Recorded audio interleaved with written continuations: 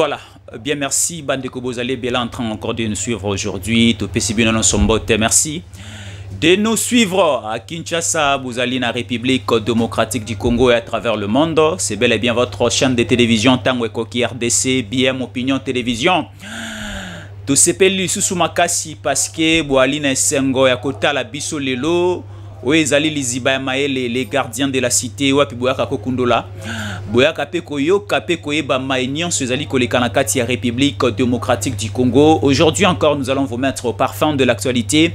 Il y a Nyonso Oezali Kolekanambo Kanabiso, Congo et si Koufaki. Congo Oyo et si Kundamaki. Congo et si Kotaki Morgue. Mais tu sais que Dieu est venu. Voilà Ndenge Mboke Komiko Lamuka. Voilà ndenge mboke komiko lamuka. Dans une famille, s'il y a beaucoup de sorciers, bon moi na mabale bando kinde di bosoti.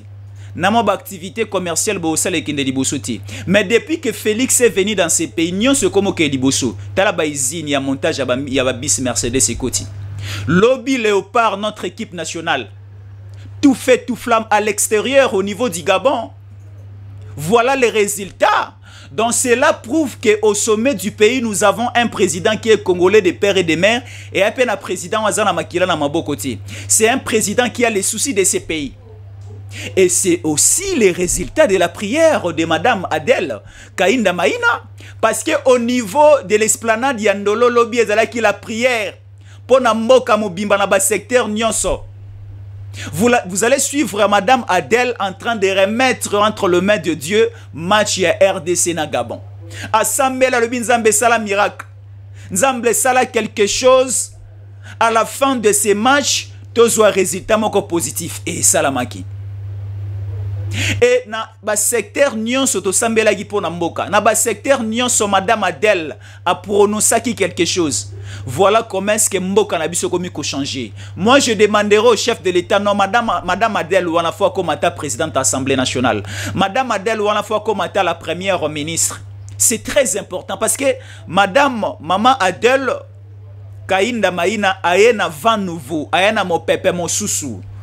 Tozande na besoin ba maman ya boye o bazana souci ya mboka na bango. On n'a pas besoin des autorités des ministres occultistes. O bondo kinde mima bango ba koma na bisika o bazali makilande mima bango ba koma na bisika bazali. Ba Kabila ezama mama kilande mima bango na bisika ba komaka. Kabila abomaka po akoma mesika zali. Nani subwali kozana tanga bango nyonso wana ce sont des occultistes. Mais tout le monde Tshisekedi au début de son mandat a pesaki mboka ona maboko nzambe. Toali komona Madame Adèle azali ministre ya portefeuille à tout moment azali ko organiser ba culte, à tout moment azali ko organiser ba événement pour remettre ces pays entre les mains de l'Éternel. Tozana besoin bato balingi nzambe, tozana bato bazana esprit ya Simo Kimbangu na moto na bango. Na bato bakoki koteka mboka te na bandeko bakoki ko sacrifier makila parce qu'à l'époque de Kabila il y avait que des sacrifices et des sacrifices. À l'époque de Kabila pour Kabila vanda l'est faut yo kana est bakufi. Faut ayo kana naufrage moko salami na fleuve Congo. Faut ayo kana Congo central. Bandeko ya BDK ya mwanansemi baliko bunda baliko kufa nde aliko sala ye mo pepe kitoko. Fo ayoka na Kasai kama na sapu baliko kufa. Fo ayoka na Équateur etoko aliko boma. Voilà l'idiotie de la Kabylie. Bandaki kozala à l'aise nde à ce niveau. Mais depuis que tu sais que Dieu là, tu aliko vivre na mon pepe à Malonga, tu aliko vivre na Kimia. Et aussi tu aliko mona moke aliko mata, moke aliko se développer petit à petit. Peut-être là où tu es, tu ne sens pas encore les intercelles du développement à Mboka, mais au fur et à mesure tu aliko la, tu aliko la muka, vous allez le ressentir et le sentir partout où vous êtes. Atana mikilia poto boko remarquer que Mboko aliko kende liboso. Tala football na biso ekufa ki la muki. Tala économie na biso ekufa ki aliko lamuka. Tala banzela ndenge aliko tongama. J'ai francophonie ko bundama awa eko salama awa. Stade des martyrs, ba stade ya football donc partout to aliko mona ke mboka véritablement aliko tongama avec le souci ya ba autorité na biso. Lobby évêque Pascal Mukuna alongoli maman Olive Lembe bilamba. Oui, maman Olive Lembe motaka na yemona na ke lobby. Évêque Pascal Mukuna a dit simplement des vérités. Bozo kangwa bo ali pe koyoka kotala ye awa. évêque Pascal Mukuna à lobby. Et quand j'ai suivi, j'étais aussi là en direct, en live en train de le suivre, Farafara, et j'ai compris plusieurs choses. Et au sein de moi, j'ai aussi amené des études, et à la fin, nalingi to réfléchir ensemble avec vous, vous allez aussi suivre avec Pascal Mukuna et Kozongi Sabino ce qu'on a rétroviseur pour comprendre que tala place bazala ki na biso, tala makambo basala ki biso, tala siko na situation to komi na yango il faut to fongola miso. Et il faut to fongola miso. Toti que la lisusu bakadia mpemba oyo nzela ba ya kozonga lisu na bokonji na mboka oti. Parce que Yemoro Kabila, il avait pris la décision à Kakolobali Sousouté. Il a créé une université de Karakolobati. Mais Kabila a moni makambo o tseke dali kosa na mboka abi non na okanga monokote. Na kokanga monokote fona loba. Il faut na loba. Kabila enfin a lobby. Il avait laissé plus la place à sa femme Olive. C'est Olive Lembe qui parlait que Kabila va retourner au pouvoir. Que Kabila c'est un David de ce pays, que Kabila c'est un Moïse de ce pays. Kabila a laissé le pouvoir, mais à un certain moment, Kabila encore va revenir. Et le temps où Kabila va revenir, vous allez voir encore certaines choses se réaliser au pays. Mais on se pose la question de savoir Kabila va revenir dans ces pays par quelle magie et avec quelle audace et quoi animer les Congolais à cause de Kabila encore au pouvoir. On se pose la question de les savoir. Nambo Kanabiso Tomoni président nyonso oyo aya na mboka oyo aya obele na kanala makila. Aya obele na kanala trahison. So tomoni Kasavubu fit le premier pays fit le premier président de ce pays. C'était juste la trahison à Mobutu nde et longola Kasavubu na trône na ya ki bokonzi po Mobutu a hérité place wana. Mobutu a fait plus ou moins 32 ans de pouvoir dans ces pays. Mobutu a longwe na mboka oyo na complot kabal oyo basalaki au niveau du Rwanda. Et Laurent Désiré Kabila a na mboka akimisi Joseph Mobutu. Alors, Laurent Désiré Kabila, tangazo kamba mboka, eza makila o ezalaki passage obligé pour Kabila le fils a comme président Namboka o. Mais Tshisekedi a commis président Namboka o makila etangite. Tshisekedi a koti président Namboka o, il n'y a pas eu de trahison. A koti na présidence, a koti mokonji Namboka oyo par la voie légale. Nenge bako mara mokonji na États-Unis, na France, un peu partout, eza la même voie o Tshisekedi azwaki po akoma mokonzi ya mboka. Mais sikoyo nalingi na révélé bino eloko moko boyi avant to kota na dossier ya avec Pascal Mukuna. Balingi bazongisa biso na antiquité et comme kepo ozala mokonji na mboka au République démocratique du Congo, il faut toucher les armes. To ebisaki bino ke to rozonga lisusu na époque wana te parce que ba tenter avec la procédure de Mwanganchu ça n'a pas tenu. Balingaki lisusu ba meka procédure ya Solomo Kalonda et non te découvrir bango. Et leur souci c'est de continuer avec la même procédure Yako Tangisa Makila au sommet de l'État pour pesa bokonji et pas étranger ba kambamboka o ba faire souffrir biso population. Mais biso tolobi te remettre déjà mboka oyo na maboko nzambe. Te remettre déjà mboka oyo na maboko ya nzambe ya Kimbangu. Et le Dieu de Kimbangu nous a dit plus question ya kotangisa makila au sommet de l'État, plus question aussi d'assassinat au sommet de l'État, olingi ozala mokonji ya mboka ya kosenga volonté à population. La Kabylie et batono so bakamba ki biso na pouvoir il y a 18 ans, leur système ezali ya koboma pona kokota na bokonji. To ebiseki déjà nzambe longola biso na botutu oyo. Nzambe longola biso na esprit oyo. Tala kobala ekoma ki pasi na Congo, Kabila kotisaki biso na esprit ya célibat. Kabila kotisaki biso na esprit ya chômage mosala ekoma ki pasi. Sécheresse ekotaki makasi na kati ya Congo kolia ekoma ki pasi. Bapesi bango mosolo batonga park ya Bukangalonzo balembongo ekomi ya bango privé na libota na clan na bango. Voilà bandeko baaki na souci ya mboka te. Siko les mêmes personnes veulent encore rentrer au sommet de l'État pour diriger ce pays, je ne sais pas. Ba Congolais à modèle nini ba kopesa bango encore crédit, confiance, bazonga ba kambamboka. O parce que na likita o basalaki na Kingakati la semaine passée, c'était le jeudi et le vendredi, ba solo li makambo ebele bali ko bongisa makambo ebele. J'ai même posé la question na téléphone et pas à Papi Tamba, parce que Papi Tamba aussi était sur place. Il a dit l'autorité morale à l'obby te réserve encore la primaire de l'information et pas la bisomoko. Parce que yo, Jésus, ceux qui n'a pas su information, auront balancé un mot sur la place mondiale. Mais ici, Toyebi déjà plan ya Kingakati. Plan Nabino Ezali de remettre le pouvoir entre les mains des Nilotiques. Et plan wana eza télécommandé par les Américains et les Occidentaux. Et les Occidentaux travaillent avec les Rwandais pour accomplir leur mission dans le sol congolais. Et ça ne va pas aller. Parce que Congolais ici à Fongoli Miso Tolobi cette fois-ci Tokoti Kalisusu Mabele et Kolote et Kendepa Bapaya.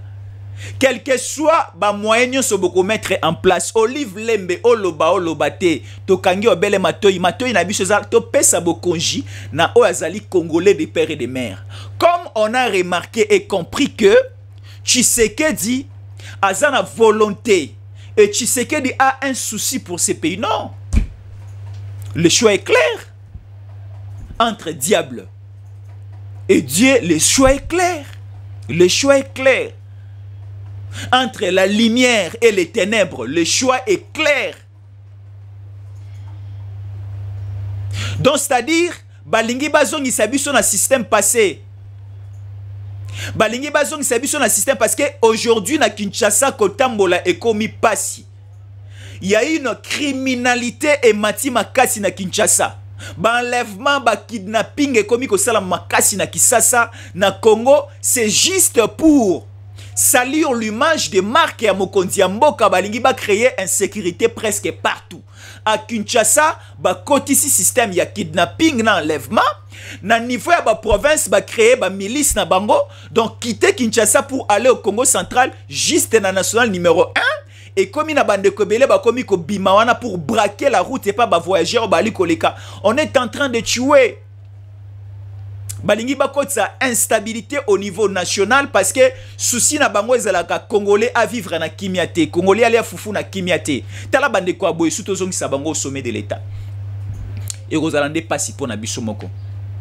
Alors la prière d'hier avec madame Adèle ezalaki on a réfléchi à plusieurs reprises.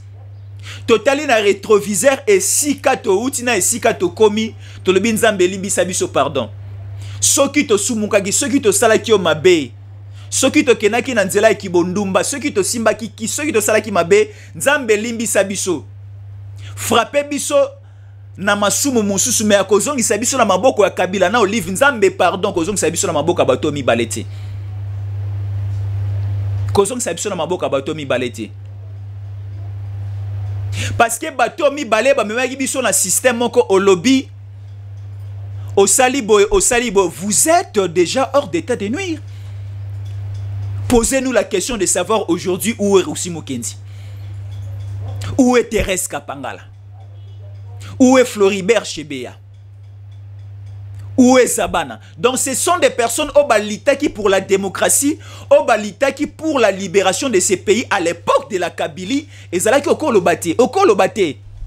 Biso o balobi ke bako diminuer mikolo na biso na se ya mokili oyo bande kwa poto bobondela pona biso maman Astrid Masengu depuis les États-Unis, maman Jeanne Kapinga depuis le Canada bo sambela makasi pona biso parce que nous recevons des messages de part et d'autre que ba osala biso mabe ma biso to buki mabolongo na biso to lobi to ko kanga monoko te to koloba to ko dénoncer to loba nyonso o etali kimia bonsomi ya mboka na biso parce que lengi pe appétit ya biso na monoko ya kolia fufu ya kolia loso tangu kimia za na mboka.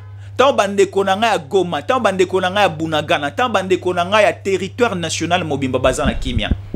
Mais lorsqu'il n'y a pas la paix, lorsque kolila ezali, lorsque matanga ezali, et ko pesa biso kimia te.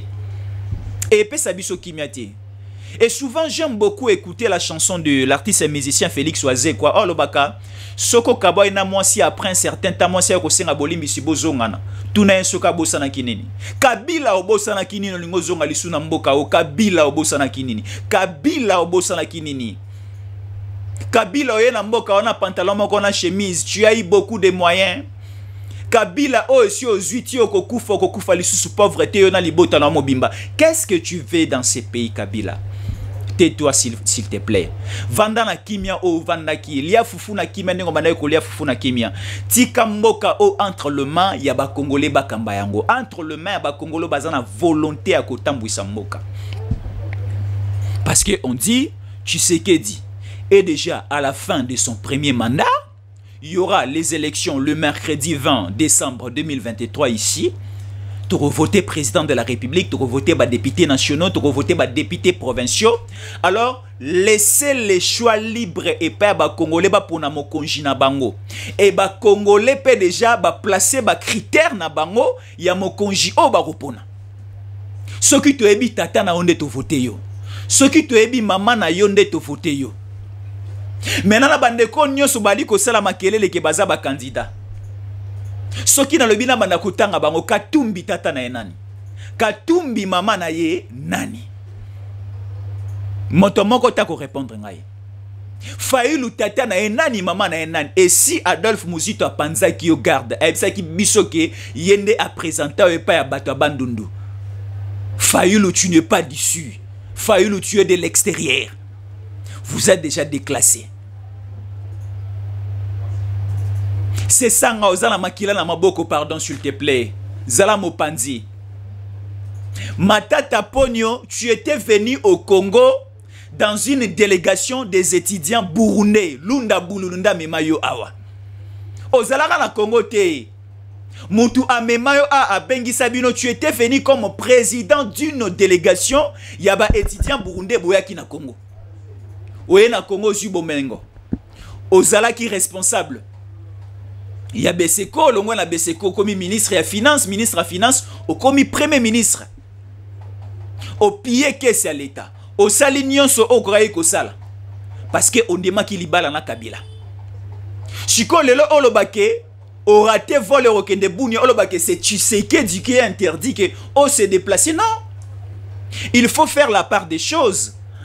Au sommet, au niveau de la nation, nous avons la répartition équitable de responsabilités entre les institutions. Nous avons l'institution président de la République. Nous avons l'institution exécutive où nous trouvons le gouvernement. Nous avons l'institution, les cours et tribunaux où nous trouvons la justice. Alors le président de la République a agopé sa injonction en justice que moto abimate, que moto atambolate. Si la justice du pays remarque que la personne est suspecte, la justice paie. C'est dur de ne pas bouger. Il y a qu'à se positionner quelque part en attendant qu'il va amener banquette. Parce que ma tête a pogno asana ba dossier belé, dossier à Bukangalonzo, dossier à zairianisation, ba dossier à Makambwe belé, dossier à ba avion ba pe poisson bela bisu à ba Kimbambala. Ya Kimbambala etambola na poto te baye bachi yango peinture a na Kimponza et Mathieu Sali tour mongo ekoko kwa na chimpi na ba Kongo na matati. Chiko bato boy o ba dilapider l'argent de l'État. Toti que la bango ba sionné ba loba ndenge ba ndenge koloba. Et j'avais dit précédemment ici dans Tango Koki RDC, rappelez-vous, l'opposition n'est pas une ambassade pour sécuriser ou encore pour blanchir les opposants au Bazalaki au pouvoir hier, Baïbaki Mosolo à l'État. Nous sommes dans un état de droit et il ne faut pas confondre l'état de droit et ce que vous qualifiez la dictature. Non, ceux qui ont Ibaki, ceux qui ont Bomaki, ceux qui ont Ali Kokana Kosalamabe, Bakokangayo, ce n'est pas la dictature. Ce n'est pas la dictature. Moi, comme je suis là, je sais que je ne peux pas sortir avec un mineur parce que Barobenga yango viol. Comme je suis là, je sais que je ne peux pas trahir mon pays parce que Bako qualifié que je suis dans une incitation à la haine et à l'atteinte de l'État. Makambo nyonso et ali kotembola et longona mibe kote, je ne peux pas le faire. Je ne peux pas le faire. Mais bandeko o ba komisa ki mboka o lokwa lioto o nyoso ba ko sala basali non. Tozana jungle te to ana wenze to ana zando te o nyoso ko belela. Likolo 500 na se oponi to yokani a eza zando te. Même na Bible to mona ki Yesu Masi akoti na Jérusalem na kati église amoni ba bongoli tempelo wenze Yesu asilika kabeta ki fimbo. Siko Tshisekedi beta fimbo te na bato bali ko iba na bato bali ko finga. Na Salomo o bakangie na ba pel ya Kagame. Salomo ali ko swana Kagame ko ya mokolo nini. Okokotela nzela nini to ali ko bongisela au terrain. C'est Salomo. Salomo kalonda. Bako kanga bango nyoso. Bango tu bako kanga bango. Bao banga motote. Bako kanga bango nyoso. Et aussi on vous dit dans ces pays tokotika la soukomo na makila etanga te po moto alongwa na présidence moto mosusu akota.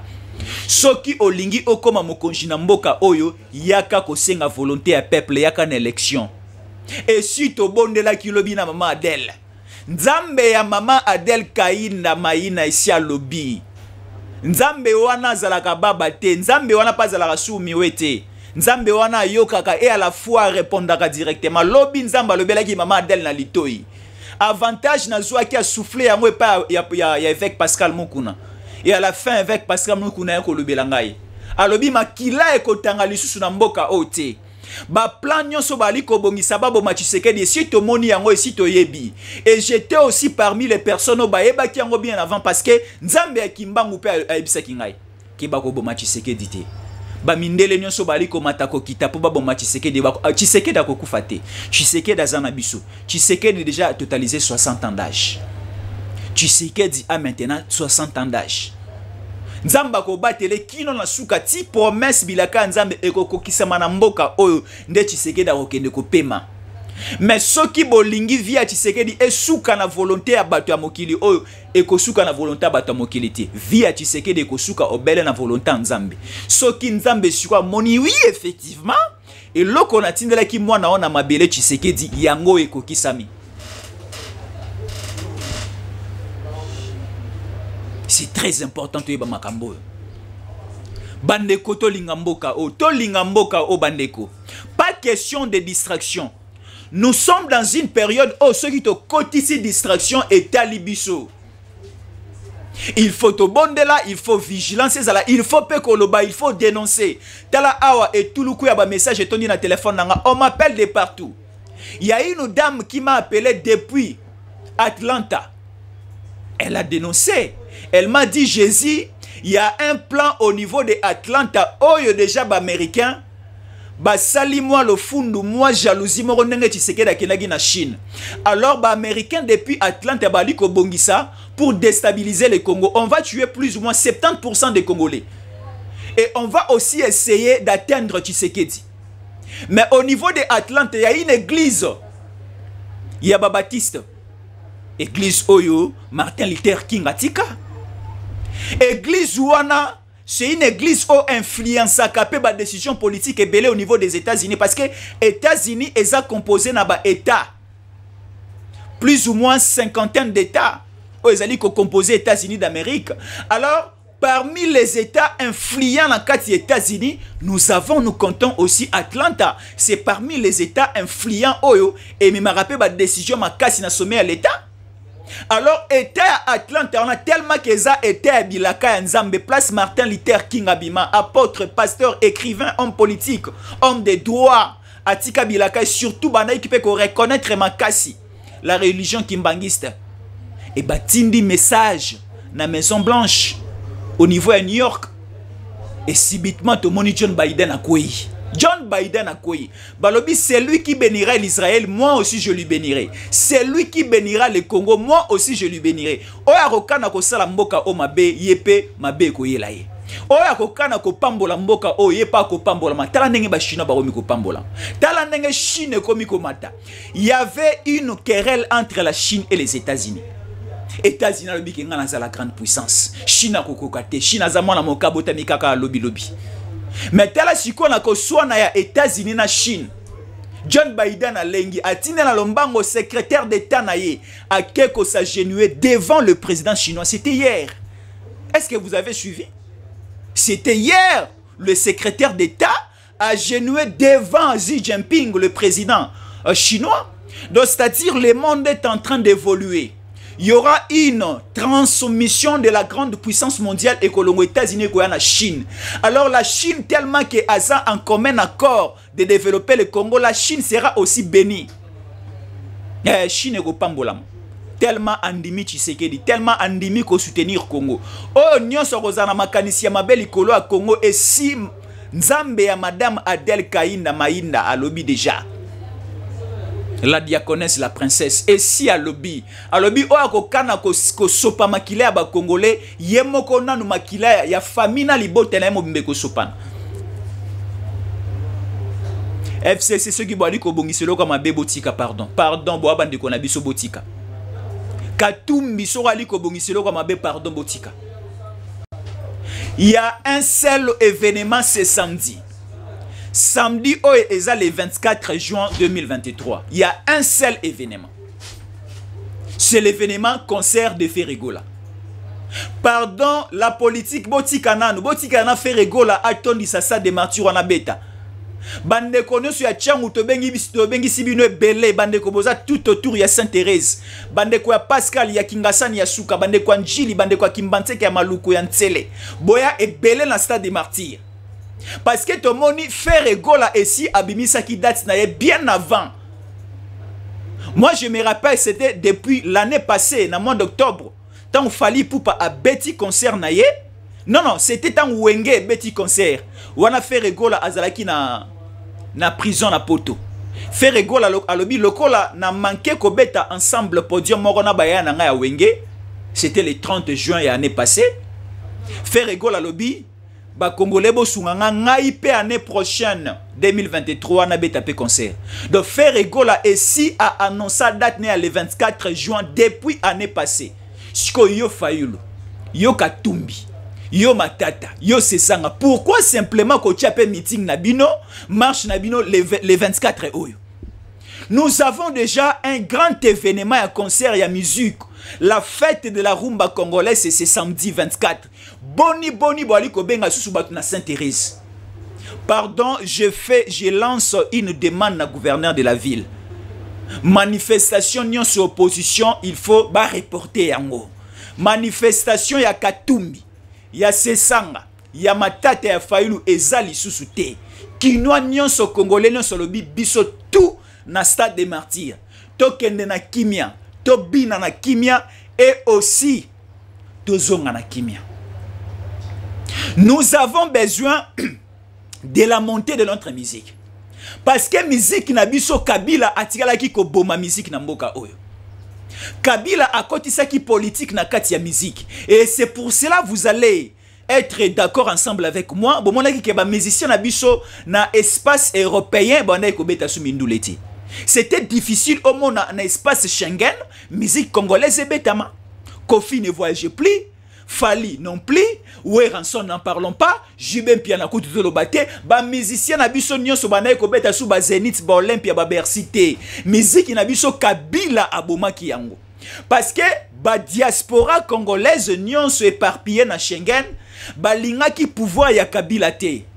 Siko ma BP on a li ko reprocher ba musicien na biso balaki trop serré na Kabila.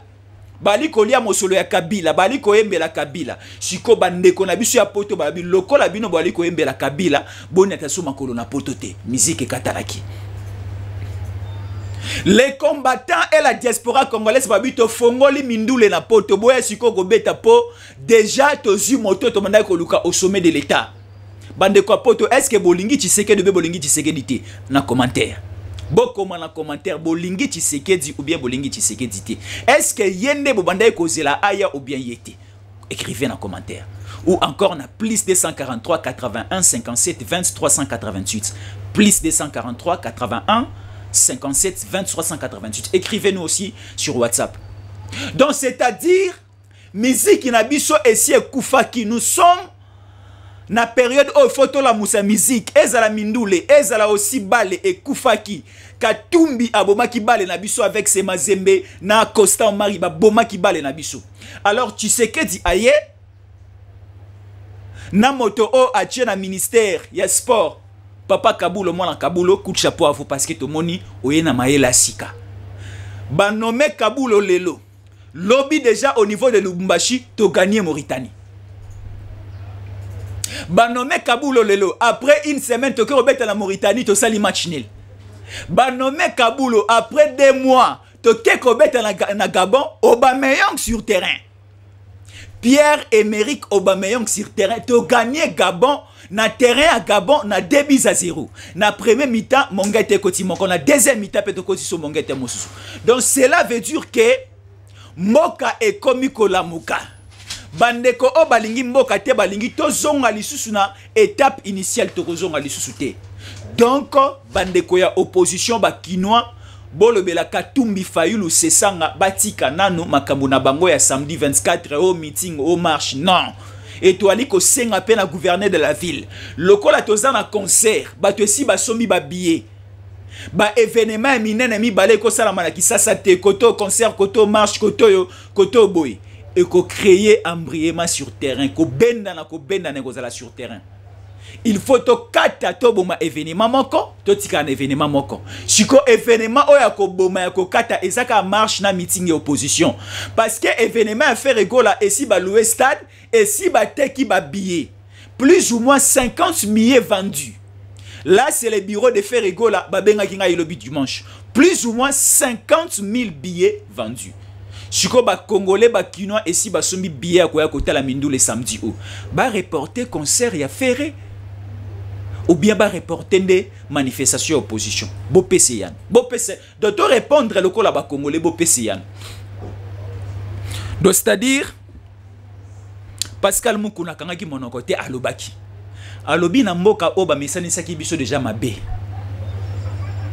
ba mesana ki biso mabe c'est-à-dire pona ozo bokonji osala bo il faut otangisa makila tellement et si to sanzaki Kabila aye susu ko zongela biso na sima ya mwasi na ye akosaka biso tala ndenge azwi bandeko nyonso ya théâtre tala ndenge akomi kozwa bandeko ya musique mali pe kosunga bango te hier aka asoyi bakufeli asombelo cercueil ya peso na desaki ya loso est-ce que kosunga moto nde yango wana mais mama Denise Nyakeru botala mama ya solo nde yeyo mama Denise Nyakeru hier akosombela moto cercueil te asombelaka pe moto bido ya huile nasaka semol te mama Denise alobi bana nyonso ya mayele basangana basali concours ako atindi bango bakendo tanga na poto otangi 56 ans ozongi na mboko yoko sela mboka avec les programmes Excellencia ya fondation Denis Nyakeru Tshisekedi voilà des personnes ya mayele o bazana ba ambitieux de kene musika parce que balobi na monoko bien encore na proverbe na biso balobaka ko kabelanga mosolo te mais la kisanga ndenge ya koluka mosolo ko kabelanga mbisi te mais la kisanga ndenge balobaka ndenge ba peshaka mbisi parce que lelo tolobi kuna kozala te mais ceux qui déjà naza na compétence pe capacité wana ko koloba mbisi ngai moko na ko souffrir te biso batata batinda biso na kelasi to kende ko tanga toyekoli tokomi bato lelo batata na biso balembi et nous commençons maintenant à prendre nos parents en charge parce que na mayele na moto na bango ezalaki to tangisa bana toko lisabana na éducation ya malamu pour que lobi bango nde bakozala bato tala tokomi kolobela mboka lelo tala ndenge tokomi kolobela mboka lelo tala bolingo o batata na biso balonaki na mitema na biso parce que tata na nga bandaki kolobela ngai mboka na ngai yango mboka ya bakoko na ngai yango yo soki lelo ozwi chance akokende poto ozwi mosolo moke ya kosoma mabele awa ya kosala bilanga awa ya kosala ba activité ba faire awa tata na nga bandaki kotangisa ngai bongo mama na nga azalaki moto ya bilanga nga na koli na mbongo ya bilanga na tangi na mbongo ya bilanga mama na nga ake bilanga na tongo aloni pondu aloni amatembele aye ateki na wenze bénéfice na enda atindi nga na kelasi asombi makala aye ateki bénéfice na atindi nga na kelasi biso to koli na mbongo ya détournement ya miyibi ya ba politicien te que tata na nga azalaka ministre quelque part tata na nga travaille ki na Kabila tata na nga travaille ki na Mobutu bandai ko yiba mosolo ya l'état non biso to tangi na fruit ya mabele ya Congo lokola mabele ya Congo nde tangisa biso lokola motoki na biso motoki ya batata na biso ekoya na mabele ya Congo po biso lelo to zala bato bito ko trahir mboka te bali ko benga biso de partout bo transformer communication bali ko sala na communication moko contre Tshisekedi biso Rwanda parce que Rwanda ezali ko futa ba journaliste belé. Oui, j'ai des amis journalistes au bazora mosolo na Rwanda. Bazouaka mosolo et pas bande ko belé pe baza na kisasa bali ko travailler pour les Rwandais. Mais ngana lobaki na rozwa mosolo ya ba Rwandais te na rozwa mosolo ya James Kabarebe bete na rozwa pe mosolo ya Paul Kagame te. Po boko pesa nga $10,000 lelo. $20,000 lelo. Lobi boroka na bobo manga po vérité bimate. Solution zawapi. Mais ce qui n'a liko bunda pour l'intérêt de mon pays. Atanga na bénéficier na yango lelo te. Mais Bangkok ya Bangkok nanga bako ya bako bénéficier na yango. Eko zala SMO ya libota pe ya génération de génération. C'est très important bande ko bozo na biso. Tolongola makanisi o, tolongola système o po okoma mokonji na mboka, il faut otangisa makila. Il faut osala mabe songolo mpakala to sala suelo ko wanate. C'est très important. Merci na komi ko kene na suka émission na biso na vandi sabando ke belé ba komeli ngai a. Merci beaucoup bande ko bazona na biso depuis Luanda. Merci de nous suivre depuis Palanka. Namoni Glody Vangu Boyka, merci beaucoup de nous suivre là-bas. Namoni bande ko ya poto pe bali ko na biso depuis Autriche na Vienne. Namoni Dadi Rachidi Mubobo depuis Vienne à Likota Labiso, merci Topesio Mbote, Mbote Lissusu Makasi na mon vieux Jean-Marie Mpongi Mpongi depuis France na Lille Topesio Mbote. Merci beaucoup aussi na bande ko tout baliko na Labiso de partout. Nous sommes arrivés à la fin de notre émission. Restez nous toujours